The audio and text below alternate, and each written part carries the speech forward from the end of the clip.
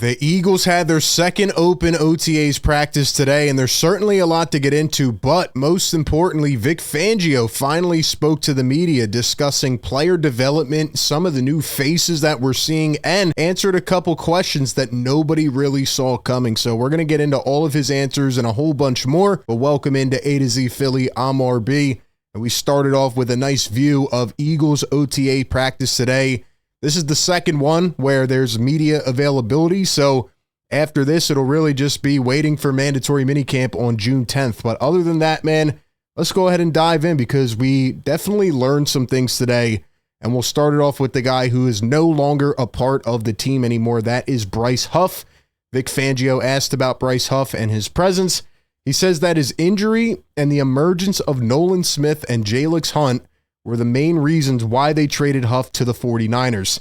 He says that he thinks Bryce Huff will play well in San Francisco, gave him some kind parting words, but we all knew, right? It's not a secret. Vic Fangio was not a fan of Bryce Huff and just being a pass rush specialist, so he's excited to keep working with the young guys. We saw the success there and happy to finally turn the page there and close that chapter. Speaking of young draft picks, let's talk about what the Eagles have now after the Bryce Huff trade. They ended up saying it was a mid-round pick, but it is contingent right now based on Bryce Huff's injury and his physical passing and things like that. So they can't make it official yet. But let's say the Eagles are going to get a mid-round pick, a fourth or a fifth. I mean, look at this, man. 13 picks in the 2026 draft, which is insane. I mean, this team had to make some tough decisions this offseason. They just won the Super Bowl in dominant fashion. And they have almost everybody inked for the next several years. They have young guys who they're going to pay eventually. And they have all these draft picks to help replace players that they might have to part with. So I think it's just really special. But let's talk about some of the guys and the starters. Here was the most accurate read on who the starters were today on the defensive side. We talked about this last week during the first practice, but we were very curious to see, who would be out there, who would be starting in the 7-on-7s, and according to Anthony DeBona, who went through a bunch of it, he says that the two corners in base defense were Cooper DeJean and Quinyon Mitchell, and Reed Blankenship and Sidney Brown were at safety.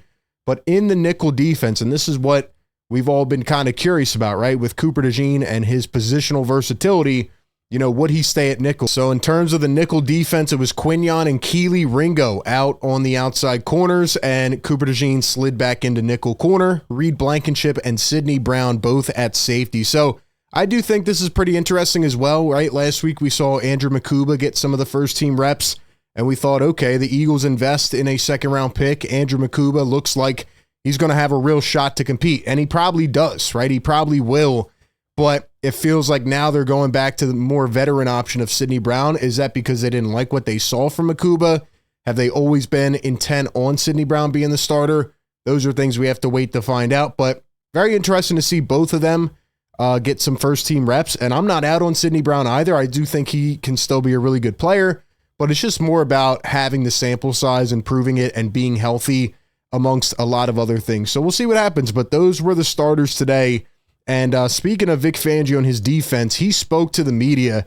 And, man, my favorite thing about Vic is that he's so unfiltered.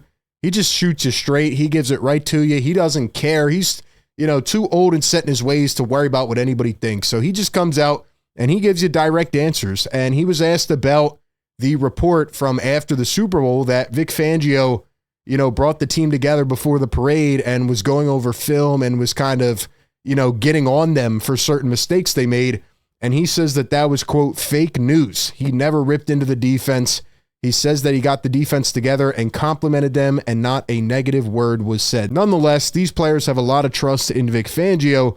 And one player who did have a lot of trust in him that's no longer here is CJ Gardner-Johnson. And I thought this was one of the most interesting answers of the day.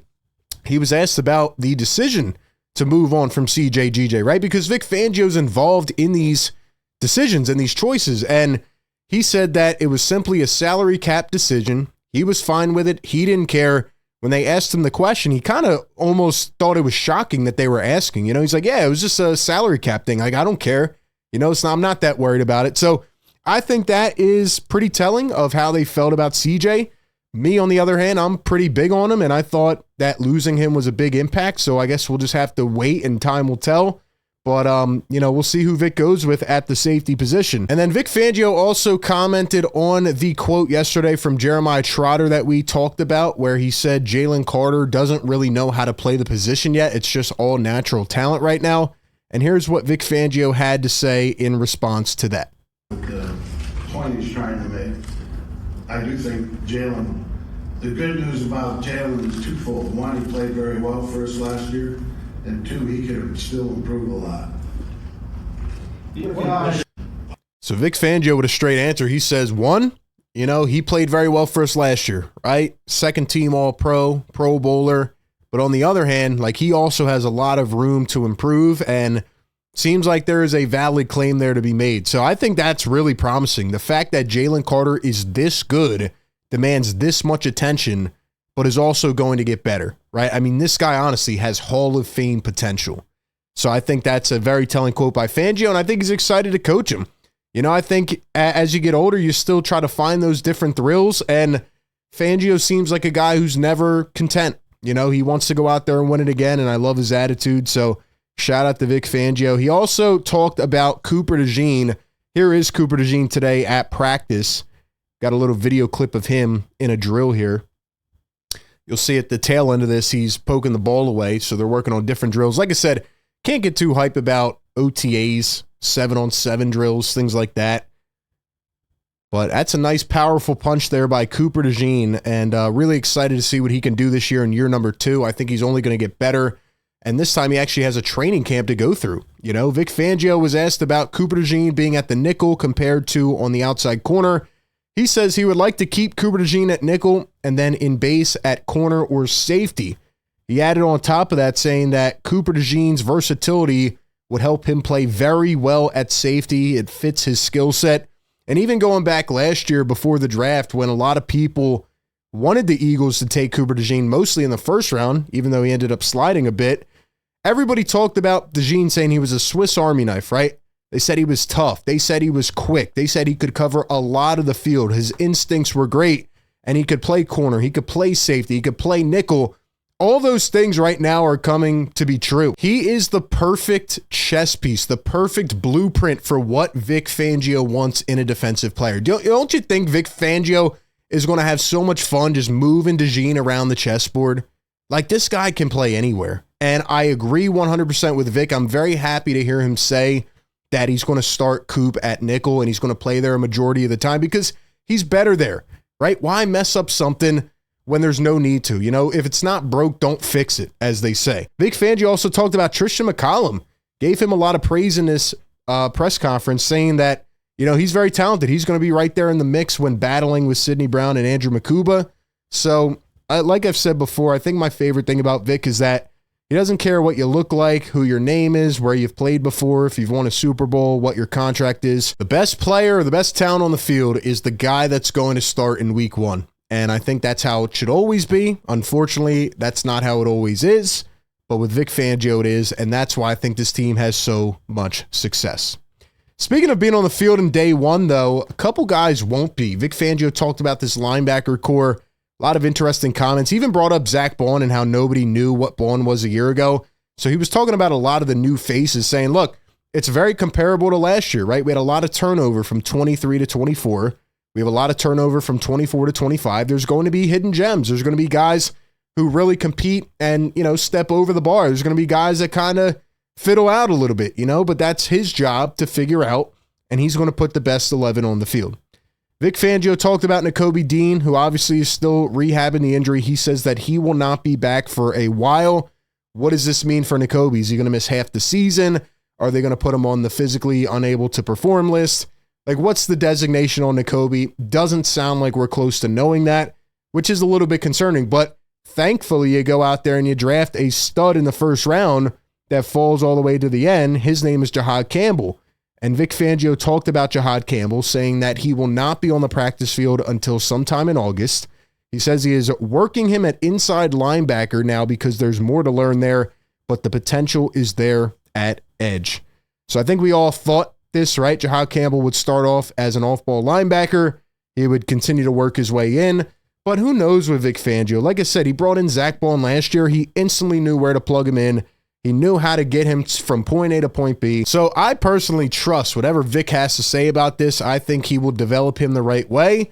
And the hope is that Jihaad Campbell can be ready to go in week 1. I don't know if he will be, but if he can, that would be huge. If not, Eagles are going to have to kind of, claw around and figure something out. He talked about Jordan Davis as well, right? Obviously, the Eagles picked up his option, not for this year, but next year. And Vic Fangio was very impressed with Jordan Davis. He said he is now, quote, in the best shape of his life since arriving with the Eagles. Then he was asked why it took so long for Jordan Davis to get here. Why did his conditioning take so long? And he said he was going to duck that question. Probably doesn't want to throw shade, right, at some of the other coordinators that have been here and coaches and things like that. Or maybe Jordan Davis himself. But good to know that Davis continues to get better, looks to be in great shape. And hey, if he can continue to build on last year, especially those last third of the season, maybe last 7-8 games, I think the Eagles are in a really good spot here. Lastly, we have a couple clips of our boy Jalen Hurts. There he is, QB1, and also Tanner McKee getting those QB2 reps. Jalen, of course, in great shape. Why wouldn't he be? And I like me some Tanner McKee, man. He's awesome. Tanner McKee is going to be a starter one day. You heard it here first. Lastly, Jalen Hurts hands it off to the new Madden cover, Saquon Barkley. Look at that. Saquon, by the way, looks a little bit stronger, maybe? Maybe.